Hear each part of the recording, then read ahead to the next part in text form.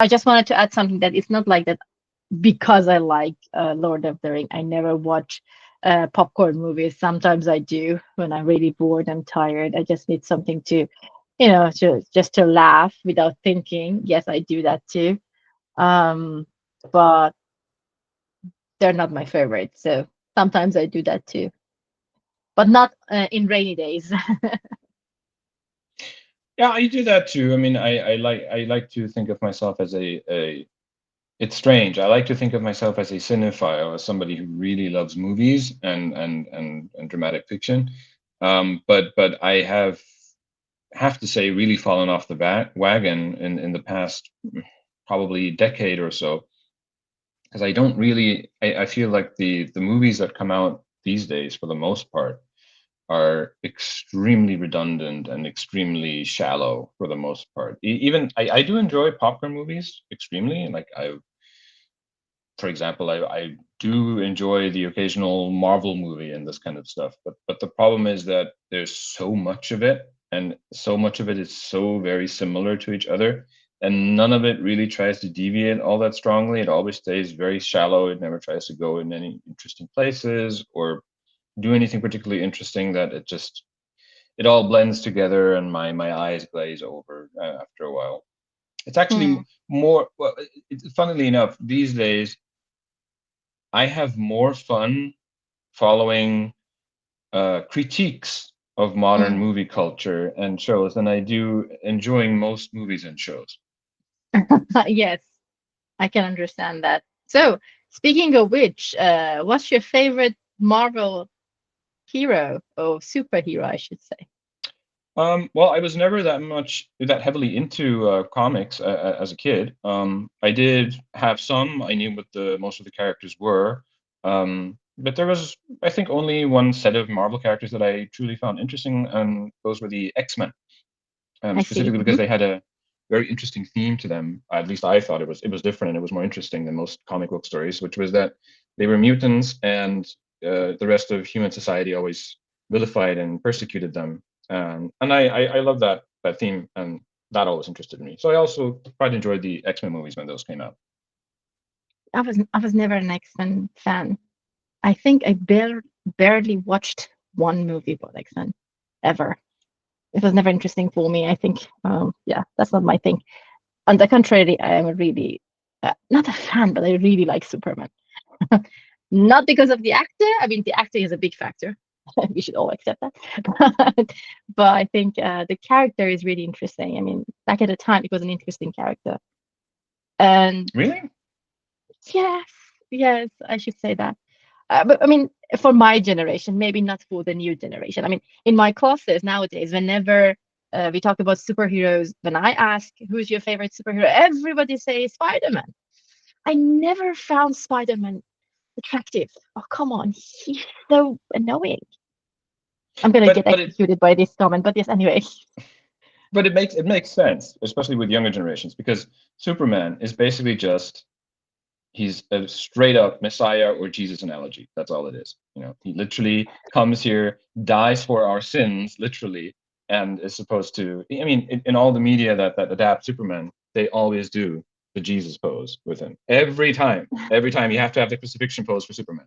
So to me, Okay. he's not a very interesting character. Whereas Spider-Man is very related. There's a reason why Spider-Man is so popular. It's because he's always depicted. There's been various variations of him throughout movies and comics, but he's always depicted as a struggling, conflicted, nerdy, kind of neurotic city teenager, sometimes older guy, struggling through life basically. And that I think that is super relatable to a lot of people. And then when he overcomes this and tries to do the right thing anyway as a hero, I think what makes him a really interesting hero, especially for younger generation. I hear you and I see your point, but my problem is that the part that he's just struggling and he's one of us is really nice and interesting. But on the contrary, he's really stupid. He does so many stupid things.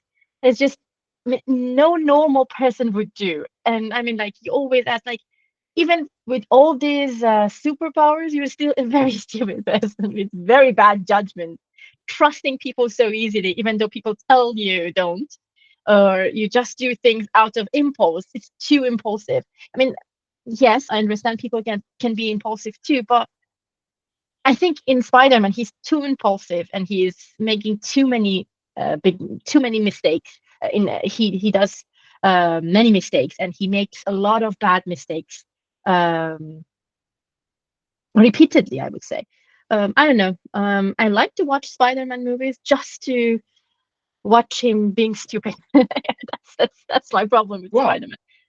well, I mean, I think that's what makes relatable and interesting characters in general is that they have flaws. And in terms of Spider-Man, his entire story is rooted in the very in his origin, where he is responsible for his foster uncle's death by making a stupid decision.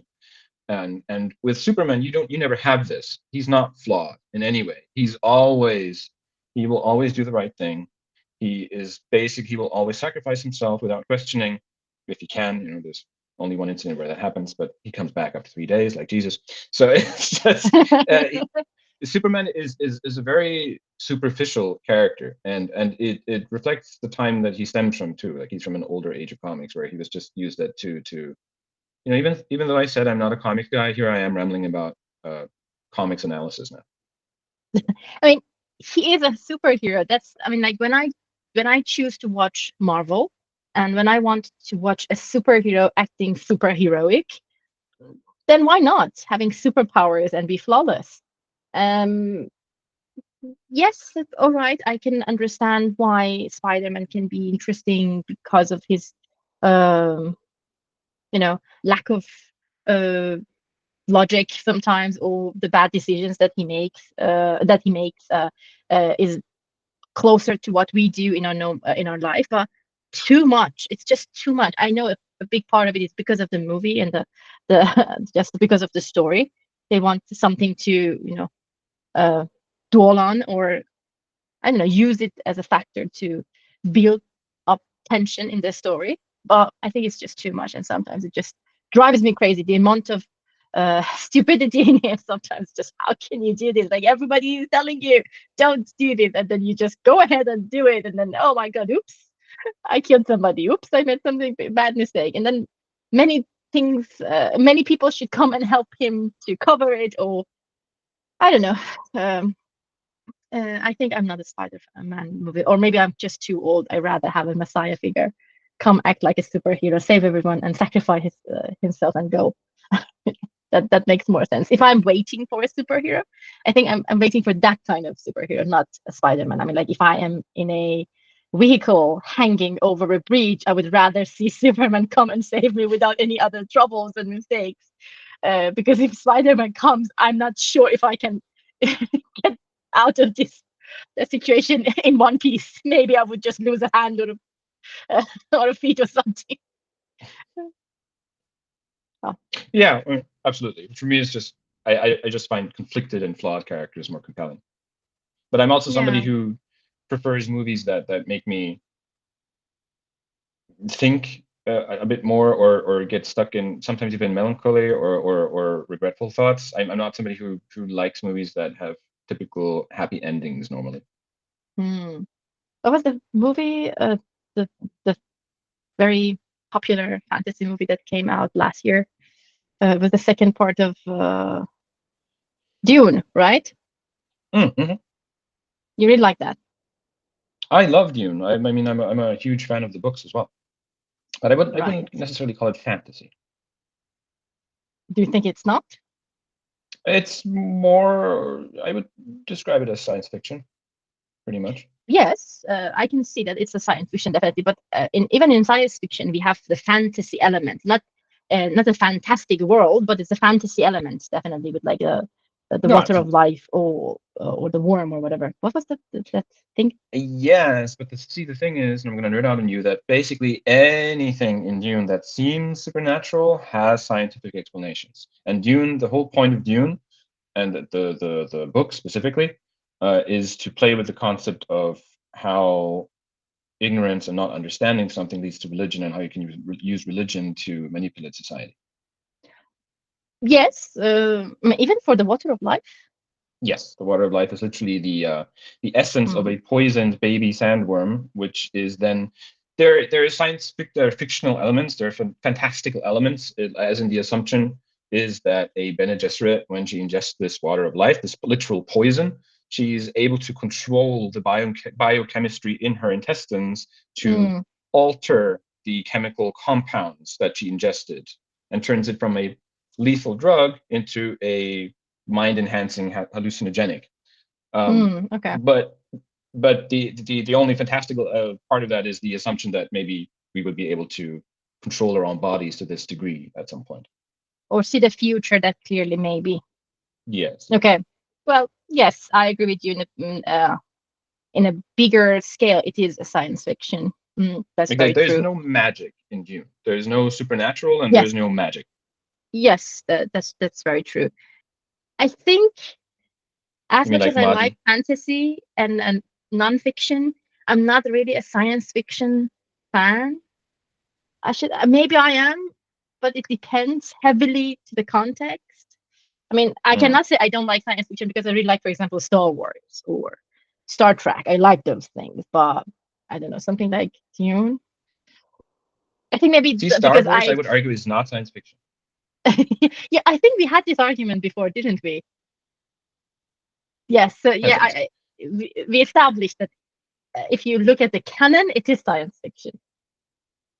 Canon wise, it is science. I don't want to open that discussion here. Let's just wrap up with the Dune. I mean, I think the big part about Dune for me was the analogy or the context that they tried to adapt from the Eastern religions and the names that just they just picked up and used it. I couldn't really set my ideas and my background and my knowledge of the story separate from the movie that I'm watching. Unfortunately, I couldn't. So I was a little bit, I don't want to see this. That's just too stereotypic. You know, people of the desert, because of the desert, they know better. Or it's just like, come on. Oh no, but that's not the point. No, no, no, no, no. That is not the point of Dune at all. They do not know better whatsoever. They are manipulated. But the unfortunate part of it is in the story of Dune, it's not just Eastern elements that are used. That the universe of Dune is supposed to be taking place thousands of years in the future. There, in the if you read the books, there's also mixed and newer and different versions of, for example, the Catholic Bible and all these kinds of things. It's just that the forms that religion took have changed over thousands of years. Some terms may have moved as well. Hmm. And yeah, the point is not so much any one specific culture or any one specific religion. It's more about the concept of religion itself as a tool for society control. I think there was a problem with this book. I remember maybe we had this discussion before, but I think one of the problems was that this movie couldn't really summarize enough of the book with all the background or the settings that the book would give you, that you would understand it better. Something like this. I think because I had so many problems with the context of the story, or why and how and why again to why. Uh, But I would say there's a huge difference between, for example, Lord of the Rings and Dune. Because Lord of the mhm. Rings, you could take this story, the literal story, and take away most of the world building and all the history around it, and the story would stay interesting and fun. But with Dune, the story only really makes sense and is compelling if you know all the background and the intricacies and what things really mean and what they're trying to say. Dune is much more an analogy and much more a commentary almost on a lot of aspects of our modern life, whereas Lord of the Rings is classical fiction set in classical mythological frameworks that are familiar to most of us. Right. Yes, makes sense. Makes sense. Well, now it's a rainy day. I want to watch something. What's your suggestion? My suggestion to you to watch something new but also familiar would be to, for example, watch the 1970s animated version of Lord of the Rings, which is very interesting to watch. Huh, I haven't watched that. It's quite interesting because it is it I believe they did two movies and tried to basically summarize the story of all three books. They leave out a lot. They take a lot more liberties than, for example, Jackson's work, and they use very strange animation techniques where they took the real silhouettes of people and then put them in it's hard to describe. It's visually very strange. Okay, don't It's very spoil it then. obviously a 1970s animated movie, but they also have strange elements in it that are striking. Okay. All right, I'm gonna watch that. Thank you for the suggestion. I'll look into it and I will try to find it. Thank you. Who made this? Is this like a British or American production? Or I'm pretty sure it was an American production, but I'm not okay, sure. okay, I'm gonna look it up. Thank you. You I'm said pretty sure, but I'm not sure. Is what I you're just said. pretty sure, but you're not sure. Yes, very interesting combination, right? Mm. Okay. I heard that Jackson is making another lore movie or something related to lore, right? Yeah, they're currently making, I believe, two more movies where they're going to cover a period of time in the story which is mentioned in the books only in passing in a few sentences. And that's the phase of, I mean, supposedly it spans several years or maybe even decades where um, Gandalf finds out or figures out that Gollum exists, or that problem likely has the ring. Gollum leaves the Misty Mountains and enters uh, no Mordor and is Hmm. captured by Sauron. And it's basically the story of Gandalf and Aragorn hunting Gollum and following the suspicion of Gandalf. It's alluded to very briefly in the beginning of the first movie where they show Gollum getting captured in the land of Mordor and being tortured. So they figure out, okay, it's in the Shire, Baggins. But there's not much more to it. So they basically can do whatever they want with this. So I'm honestly I'm not that interested in it because I think they're going to just make up whatever they want just to make a generic kind of fantasy action movie.